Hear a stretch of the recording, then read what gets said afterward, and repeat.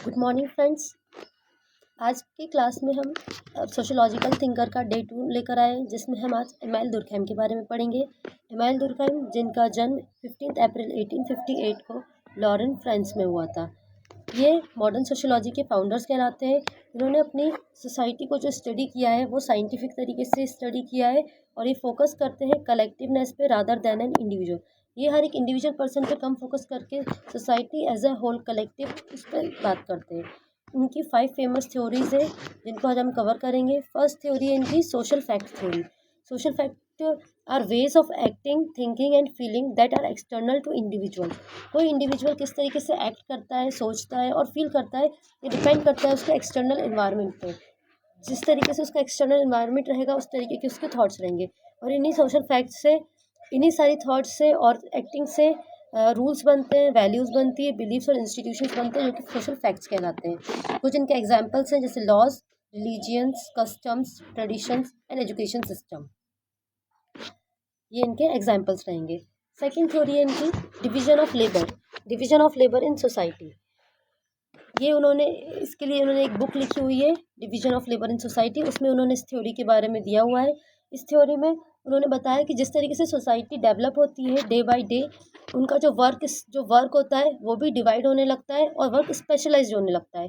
हर व्यक्ति सारा काम नहीं कर सकता, इसलिए वो अलग अलग व्यक्ति को अलग अलग वर्क को डिवाइड करते हैं और वो उस वर्क में स्पेशलाइज्ड हो जाते हैं।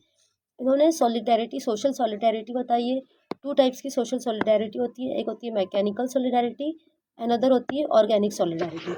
मैकेनिकल सॉलिडेरिटी जो है वो ट्रेडिशनल सॉलिडेरिटी है, जो पहले के टाइम में चलती थी, प्रिमिटिव टाइम में चलती थी।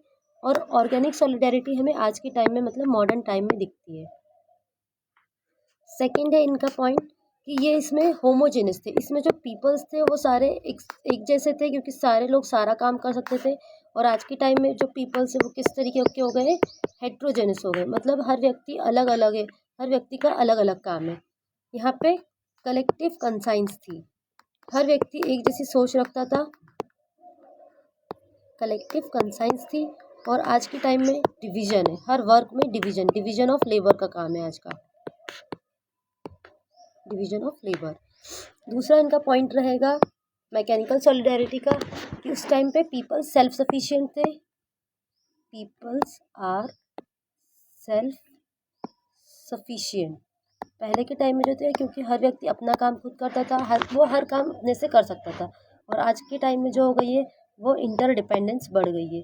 सारे व्यक्ति सारे काम नहीं कर सकते और उनके पास इतना टाइम भी नहीं होता है, तो उनको दूसरे व्यक्ति से हेल्प लेना पड़ता है। तो ये आज की सोसाइटी किस तरीके की हो गई है, इंटरडिपेंडेंस सोसाइटी हो गई है। तो आपको टाइप्स ऑफ सॉलिडेरिटी समझ में आया। नेक्स्ट रहेगा थ्योरी ऑफ सोसाइट। थ्योरी ऑफ सोसाइट इनकी इंपॉर्टेंट थ्योरी है। इसमें इन्होंने बताया है कि सोसाइट क्या होता है और क्यों होता है। और इन्होंने थ्योरी ऑफ सोसाइट को स्टडी किया है क्वांटिटेटिव मेथड से, कि नंबर ऑफ पीपल्स उन्होंने देखे कि कितने पीपल्स ने सुसाइड किया है और क्या क्या रीजंस रहे। तो इसमें उन्होंने 4 टाइप्स ऑफ सुसाइड बताए: egoistic suicide, altruistic suicide, anomic suicide and fatalistic suicide. Egoistic suicide वो सुसाइड होता है जिसमें किसी पर्सन के वीक सोशल इंटीग्रेशन होते हैं, उसके रिलेशंस ज़्यादा अच्छे किसी के साथ नहीं रहते हैं, वो बहुत अलोन फील करता है, और इस कंडीशन में जब वो सुसाइड करता है तो वो ईगोइस्टिक सुसाइड कहलाता है। दूसरा बताया इन्होंने एल्ट्रुइस्टिक सुसाइड। एल्ट्रुइस्टिक सुसाइड में too much social integration. Too much social integration का मतलब क्या है, एक पर्सन है जिसके बहुत सारे कनेक्शन है, वो बहुत सारे लोगों को जानता है, बहुत सारे लोगों को पहचानता है, उसका सोशल इंटीग्रेशन बहुत अच्छा है।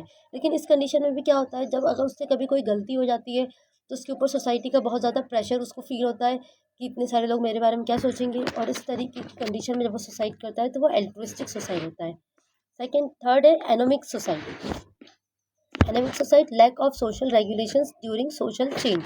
जब भी सोशल चेंज आता है उसमें जब जो रूल्स रेगुलेशंस बनते हैं, अगर वो कमी होते हैं, उनकी कमी रहती है, लैक रहता है, लैक ऑफ सोशल रेगुलेशंस रहते हैं, तब क्या होता है, कोई पर्सन का कंट्रोल किसी पे नहीं रहता है, तो यहाँ पे सब अपने मन मर्जी का काम करते हैं, जिससे क्या होता है, एनोमिक सुसाइड होता है। जैसे कि इसका एग्जाम्पल रहेगा इकोनॉमिक डिप्रेशन, फाइनेंशियल लॉस। जब किसी व्यक्ति को फाइनेंशियल लॉस हो जाता है, क्योंकि कोई किसी का कंट्रोल नहीं है, उस टाइम पे सारी चीज़ें अपने हिसाब से चल रही है, तो उस कंडीशन में जो सुसाइड होता है वो एनोमिक सुसाइड होता है।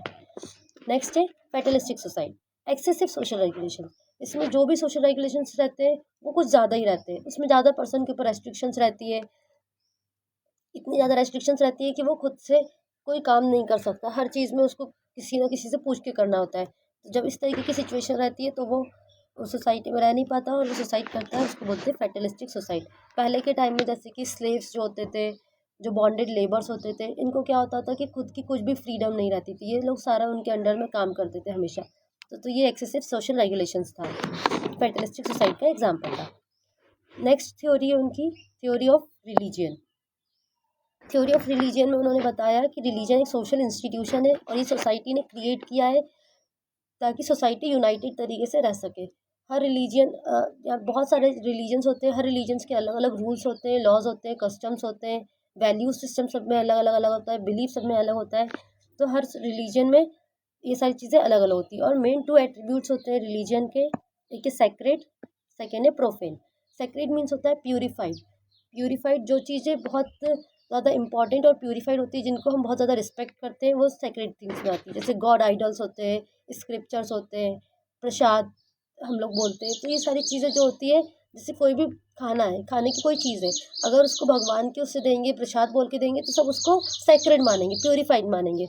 अगर अपन उसको ऐसे एज अ खाना कोई फूड देंगे तो उसको लगेगा कि नॉर्मल ऑर्डिनरी फूड। जो ऑर्डिनरी चीज़ें होती है वो प्रोफेन कहलाती है, जो ऑर्डिनरी होती है, थोड़ी इम्प्योर होती है, जिनको हम दूर रखते हैं, दूर रहते हैं जिन चीज़ों से, वो होती है प्रोफेन चीज़ें। नेक्स्ट है collective conscience, collective consciousness. Durkheim said society has collective consciousness. Durkheim कहते हैं कि जो सोसाइटी है वो एज अ होल कलेक्टिवली सोचती है, उनके जो बिलीव्स होते हैं और वैल्यूज़ होती है वो आपस में वो लोग शेयर करते हैं, जिससे सोसाइटी पूरी एक साथ रहती है। जो पूरी सोसाइटी है वो एक साथ होल कलेक्टिवली सोचेगी तभी वो सोसाइटी टुगेदर रह पाएगी। और हर एक इंडिविजुअल पे कम फोकस करके उन्होंने यहाँ पे कलेक्टिवनेस पे फोकस किया है। और इसमें एग्जांपल्स हो जाएंगे मोरल वैल्यूज ट्रेडिशंस, इन्हीं इन्हीं चीज़ों से फिर जो सोसाइटी होती है वो डेवलप होती है। कुछ इंपॉर्टेंट वर्क है एम एल दुर्खिम के जिनको हम पढ़ेंगे, या इंपॉर्टेंट बुक्स कह सकते हैं उनकी। फर्स्ट है डिवीजन ऑफ लेबर जो कि 1893 में आई थी। रूल्स ऑफ सोशोलॉजिकल मेथड 1895 में आए थे। सुसाइड 1897 में आई थी। और elementary form of religious life 1912 में आई थी। ये उनकी इंपॉर्टेंट 4 बुक्स है जो कि मैंने क्रोनोलॉजिकल ऑर्डर में लिखी हुई है, आप इसको याद कर सकते हैं। और इसी से आज की क्लास को ख़त्म करेंगे और नेक्स्ट डे मैं आपके लिए नेक्स्ट थिंकर का वीडियो लेकर आऊँगी। अगर आपको ये वीडियो अच्छा लगता है, सपोर्टिव लगता है, तो please like share and comment करिएगा। Thank you.